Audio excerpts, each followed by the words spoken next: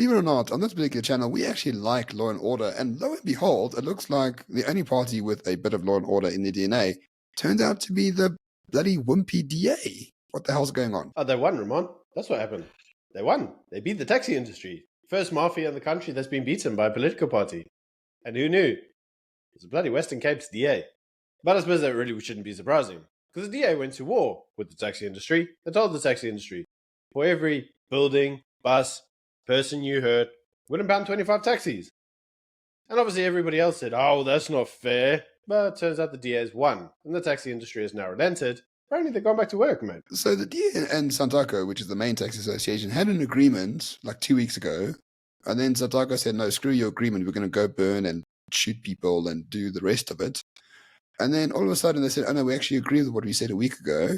And now the taxi strike is over. So the week of violence that we saw in South Africa was for naught, really. The DA stuck to their guns.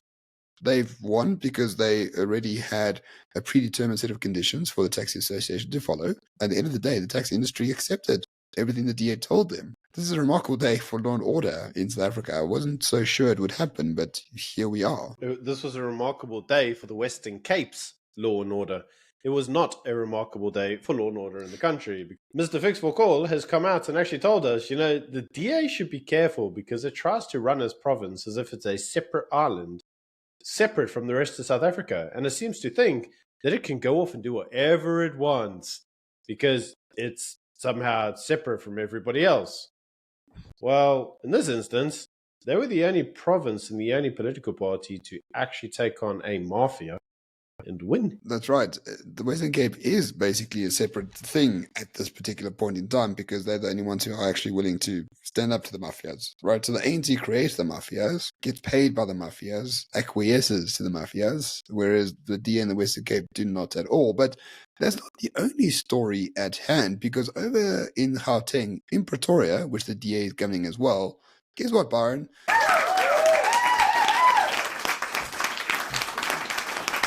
So the fact that this has occurred is, as you very rightly point out, yet again, a historic day. Because yet again, something that we don't typically see in the country has occurred. Pretoria doesn't have any money, right? The strikers want increases which will cost like 600 million rand a year or something.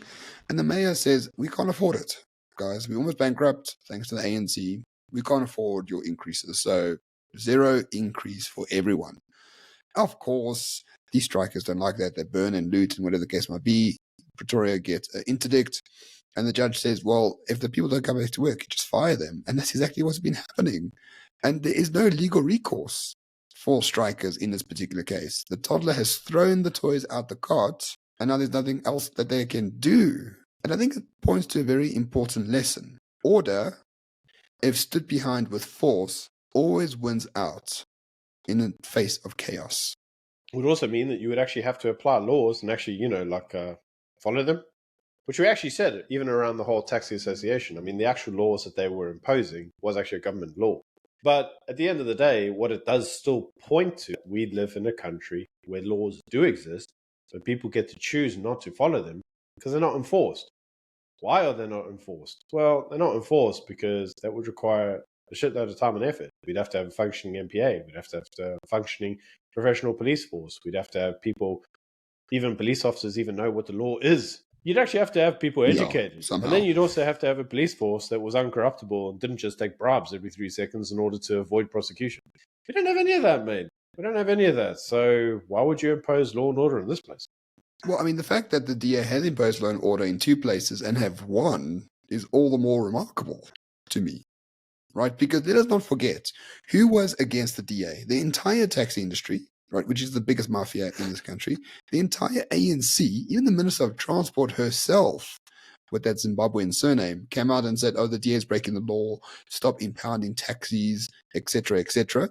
Fikile Mbalula says the DA is acting like arrogant bastards and they want to be a separate country. I mean, the amount of pressure the DA had during the taxi strike was quite immense. But they stuck to their guns. They laid down the law and they won. Like, this doesn't happen. The DA is supposed to be a wimpy liberal party that just runs to court all the time.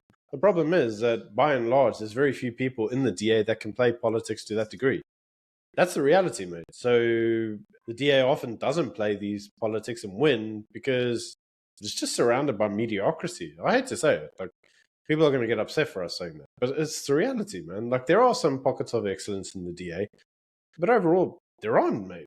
And Jordan Hill-Lewis is excellent at what he does. He's got a very good team. It's very strong. But this was a very risky game to play. I mean, if he had caved, if he had not stood his ground, had he caved into the pressure, the DA's credibility would be gone. And the whole thing in Cape Town, all the deaths, all the destruction, all the burning, would have been laid firmly on the DA's doorstep and said, well, you caused this. Because let us not forget that that's exactly what happened in Swane before. Remember that when it was there underneath the former mayor, the one who resigned, there was death and destruction everywhere and everything was on fire because he was imposing tariff increases and making people pay for their free electricity. Remember their free electricity? And he's like, no, you can't get that free. You need to pay. And everybody was burning shit everywhere. And he went back on it.